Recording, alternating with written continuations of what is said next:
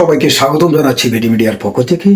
আপনারা জানেন 2010 সালে যে প্রাইমারি স্কুলের সাথে ষষ্ঠ সপ্তম অষ্টম শ্রেণীর স্কুল চালু হয়েছে এবং যে পাইলট প্রজেক্টের মাধ্যমে সেই স্কুলগুলি এখন বন্ধ হয়ে যাচ্ছে এবং বন্ধ হওয়ার কারণে আজকে অনেক ছাত্রছাত্রীদেরকে অন্য স্কুলে ভর্তি করতে হচ্ছে।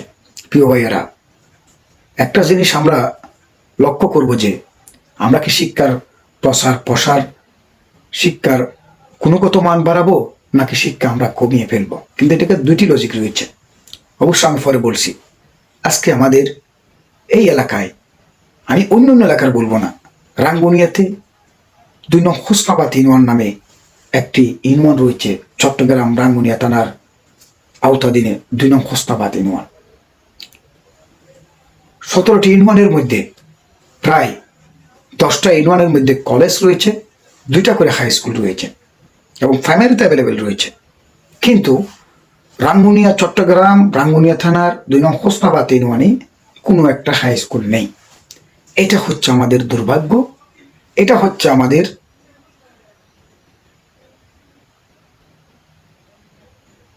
ভাগ্য খারাপ, আমরা অপদার্থ। আজকে আমি এই কথাগুলো কেন বলছি?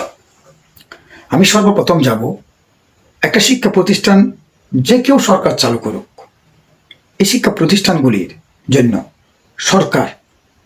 বিগত সরকার অনেক ট্রেনিং করিয়েছেন, অনেক টাকা ব্যয় হয়েছে।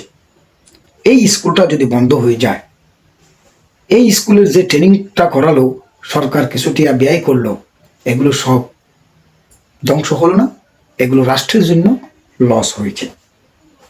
এইতে লক্ষ লক্ষ শিক্ষককে আপনারা ট্রেনিং করালেন, বেতন দিলেন, সরকারের এতগুলি টাকা নষ্ট হলো, সেটা তো 1 নম্বর। 2 নম্বরে আমরা আসি, যে প্রাইমারির সাথে যে ক্লাস 8 পর্যন্ত করা হয়েছে, সেই স্কুলগুলির ছাত্রগুলি অনেক গরিব, অনেক অসহায় পরিবারের সন্তানেরা শিক্ষা থেকে ছিটকে পড়ে যাবে। কারণ অনেকের স্কুল হয়তো 4 কিলোমিটার 10 কিলোমিটার দূরে গিয়ে পড়তে হবে, একটা সাইকেল কেনার পয়সা নাই, নাস্তা করার টাকা নেই, সেখানে সাইকেল কিভাবে দেবে? তাহলে ওই ছাত্রগুলি জোরে পড়ে গেল। তারা মনে করেন শতকরা প্রায় 15% যদি বাড়তি যেত ছাত্র পড়তো এখানে থাকলে, সে 15% আর যেতে পারবে না, তারা যাবে না, অটোমেটিকলি জোরে পড়ে যাবে। এটা কি শিক্ষার মান বেড়েছে নাকি শিক্ষার মান কমেছে? আমরা কি শিক্ষা এগিয়ে নিতে চাচ্ছি নাকি শিক্ষা পিছনে নিতে চাচ্ছি? আমি শিক্ষকদের কথাটি পরে বলবো। এরপরে আমরা আসি, আজকে যে শিক্ষা ব্যবস্থার ক্ষেত্রে যে সিদ্ধান্ত গ্রহণ করলো বর্তমান সরকার, এই সিদ্ধান্তটি সাধারণ মানুষ কিন্তু মেনে নিতে পারে নাই। আমরা যদি বলি এটার পক্ষে কিছু শিক্ষক রয়েছে, আবার এটা পক্ষে কিছু শিক্ষক নেই, কেউ পক্ষে করেছে কেউ বিপক্ষ করেছে, 2 ভাগে বিভক্ত হয়েছে। অনেক শিক্ষক মনে করেন এই ছাত্রগুলি মাঝখানে জড়ে গেল এবং তারা অন্যান্য স্কুলে যেতে পারবে না এবং তারা একটি বিপদগামী হয়েছে, যে এই শিক্ষা প্রতিষ্ঠানগুলি আমাকে আরেকটা যেতে হচ্ছে। হ্যাঁ, এক্ষেত্রে অনেক নারীরা বিয়ে দিতে না চাইলেও বিয়ে দিয়ে ফেলবে, অনেকেই আবার এত দূর গিয়ে পড়বে না, যারা অর্থনৈতিক দুর্বল তারা পড়বে না। তাহলে এটি রাষ্ট্রের জন্য একটি ক্ষতিকারক। শিক্ষকদের যে দাবি ছিল যে সেখানে একটা প্রাইমারির সাথে যে হাই স্কুলগুলি, সেখানে গুণগত যদি ল্যাব না থাকে বা তাদের লেবারের না থাকে বা তাদের বিল্ডিং না থাকে বা দালান না থাকে, পরিবেশ না থাকে, তাদের যে দাবি, পাশাপাশি তাদের সঠিক দক্ষ শিক্ষকের অভাবের কারণে স্কুল বন্ধ হয়ে যাচ্ছে। শিক্ষকদের একটি নৈতিক জায়গা থেকে শিক্ষকদের এই যে একটা আবেদন, এটা তো সুন্দর আবেদন। অবশ্যই সরকার একটি স্কুল দিল, প্রাইমারির সাথে ঢুকিয়ে দিল, সেখানে শিক্ষকের অভাব থাকলে তো অন্যান্য শিক্ষক যারা প্রাইমারি শিক্ষক, তাদের জন্য একটা এক্সট্রা চাপ সৃষ্টি হয়েছে। তো এক্সট্রা চাপটি কত বছর পর্যন্ত তারা বহন করবে? হ্যাঁ, আদর্শ শিক্ষক যদি আমরা বলি যে শিক্ষা জাতির মেরুদণ্ড নাকি শিক্ষক জাতির মেরুদণ্ড, আসলে শিক্ষক হচ্ছে জাতির মেরুদণ্ড। আপনি শিক্ষা জাতির মেরুদণ্ড বলা যাবে না, কারণ শিক্ষক জাতির মেরুদণ্ডকে এমন একটি পরিস্থিতির মধ্যে 729টি স্কুলের শিক্ষক একত্রিত হয়ে যদি একটা আবেদন করতো যে আমরা কষ্ট হলো, আমরা দেখি আর কয়েক বছর যদি সরকার পরিবর্তন হয় বা তারা কোনো একটা ব্যবস্থা নেয়, তাহলে এই স্কুলে আমরা ক্লাস করাবো, তাহলে আমি শহরের শিক্ষকরা আমাকে ভুল মনে করবো। তাহলে কোনো শিক্ষক বলেছে?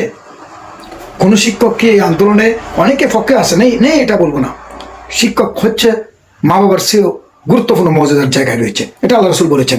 অবশ্যই এটা সম্মান করতে হবে। আমি সন্তান জন্ম নিয়েছি, আমি তো তার লালন পালন করতে পারলাম না, কিন্তু ওই জায়গাতে শিক্ষকেরা তারা কিন্তু সরে আসলো অনেকেই।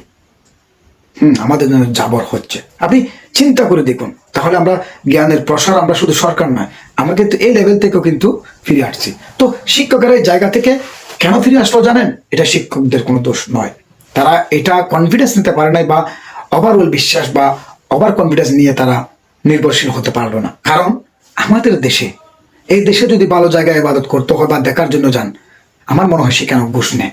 কারণ আমাদের শিক্ষকগুলি, আমাদের ছাত্রগুলো অনেক কষ্ট করে লেখাপড়া করে 10 লাখ 5 লাখ 3 লক্ষ টাকা ঘুষ দিয়ে চাকরি নিতে হয়, যার কারণে আজকে তারা ওভারঅল কনফিডেন্স নিতে পারে না। আজকে বাংলাদেশে এতগুলো আন্দোলন শিক্ষকরা কেন করে জানেন? আপনি যে ঘুষের মাধ্যমে চাকরি দিয়েছেন, আদর্শভাবে চাকরি নিতে পারলো না তারা, এটা তো খুব মনে রয়েছে। তাহলে তাদের দাবিগুলো মানবেন না কেন আপনারা তাদেরকে কোন দিকে সুযোগ দিচ্ছেন? সব দিকে তো শিক্ষকরা প্রায় জায়গায় প্রতারিত হচ্ছে। এই জিনিসগুলো আমাদেরকে বুঝতে হবে। তো আজকে একটা জিনিস বলতে হচ্ছে যে ডক্টর ইউনূস সাহেব যে সিদ্ধান্ত নিয়েছেন তার বিষয়ে একটা কথা বলি। তিনি তো একবার চাইলে মগজ দোলাই করতে পারতো যে আমরা এই স্কুলগুলি এখানে রাখবো। আপনি তো বিয়োগ করতেছেন, আপনি যোগ করেন, বা যে যে ট্রেনিংগুলো করিয়েছে সরকার, অনেক টাকা ব্যয় করেছে বা ট্রেনিং করিয়েছেন, বিভিন্ন ইনস্ট্রুমেন্টে ক্ষতি হয়েছে, খরচা হয়েছে, তাহলে আপনি দক্ষ শিক্ষক নিয়োগ দেন। আপনি তো কোটার মাধ্যমে এখন সবার চাকরি হচ্ছে, এখনো শুধু শেখ হাসিনা আমলে কোটা আন্দোলন নো, এখনো কিন্তু কোটার মাধ্যমে হচ্ছে। অনেকে ডাক্তার অধ্যাপক হচ্ছে, FCPS হচ্ছে, হ্যাঁ প্রত্যেকটা স্তরে, অনেকে প্রশাসনিকভাবে, সবাই কিন্তু রাজনৈতিক ফায়দাটা নেয় না, এটা না শুধু আওয়ামী লীগ আমলে না, প্রত্যেক সরকারের আমলে নেয়, এখনো হচ্ছে। আপনি আবার এটাকে দূষর বলবেন, বাস্তব কথা বলা যায় না, এখন মিথ্যাকে বলতে হয়। কিন্তু আমার কথা হচ্ছে আপনি প্রয়োজন বশত এগুলোর মধ্যে শিক্ষক বাড়াতেন বা এগুলো আরো ডেভেলপ করে এগিয়ে নিয়ে যেতেন, স্কুলগুলো চালু থাকতো, অথবা ক্লাস 8-এর জায়গায় ক্লাস 10 পর্যন্ত করার সিদ্ধান্ত নিতে পারতেন। কিন্তু আপনি তো এটা করলেন না। তাহলে আমরা কিভাবে বুঝবো এখানে কোনো রাজনৈতিক ইস্যু থাকতে পারে? আপনি শিক্ষাবিদ মানুষ, আপনি ব্যবসায়িক মানুষ, আপনি যুগ বিয়োগ ভালো বুঝেন, কিন্তু আপনি চাইলে তো এটা করে দিতে পারেন যে আমি ক্লাস 8 থেকে ক্লাস 10 করবো। তাহলে আপনার একটা গ্রাফিটি তৈরি হলো, বা আপনার একটি সরকারের একটা যে কনফিডেন্স আছে যে আমি দেশটাকে উন্নতির দিকে নিয়ে যাচ্ছি, তাহলে এটা করতে পারতেন আপনি, কিন্তু এটা করেন নাই। আমার ভিডিওতে অনেকে যুক্তি দিবে, তর্ক দেবে, এগুলো আমার বিষয়টা ফ্যাক্ট না, কিন্তু উনি চাইলে বাড়াতে পারে, কিন্তু না বাড়িয়ে আপনি আন্ডার ডাউনে নেমে আরো কমিয়ে দিলেন, তাহলে অনেক ছাত্র জীবন জ্বরে পড়বে। এবং 729টি স্কুলের মধ্যে অন্তত পক্ষে আমি যদি মনে করি 729টি স্কুলের মধ্যে মনে করো সকল স্কুল যেগুলো এরকম রয়েছে, অষ্টম থেকে ষষ্ঠ থেকে অষ্টম, মনে করেন 3 লক্ষ ছাত্র, সেখান থেকে 1.5 লক্ষের উপর ছাত্র ঝরে পড়বে। এবং 1.5 লক্ষ ছাত্র ঝরে পড়বে না, সরি মনে করো 50,000 ছাত্র ঝরে পড়বে, সেখান থেকে অনেক বিশেষ কারণে ইঞ্জিনিয়ার হবে, এরকম অনেক মেধাবী ছাত্র ঝরে যাবে। তাহলে এটি দেশের জন্য ক্ষতি, শিক্ষার জন্য ক্ষতি, এবং আমি মনে করি এটা জাতিকে এক ধরনের আমরা মূর্খতার দিকে ঠেলে দিচ্ছি।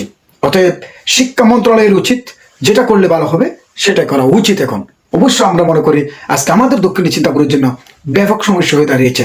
আমি আপনাদেরকে চ্যালেঞ্জ দেব, আমাদের স্কুলের ছাত্রগুলো হিসাব করে আমি ফেব্রুয়ারির পর একটি ভিডিও দেব, কয়জন ছাত্র ছিল এবং কয়জন ছাত্র যাচ্ছে, আরো 3-4 কিলোমিটার দূরে গিয়ে পড়বে, আমরা সেটা একটু লক্ষ্য রেখে আপনাদেরকে বলবো। ধন্যবাদ সবাইকে।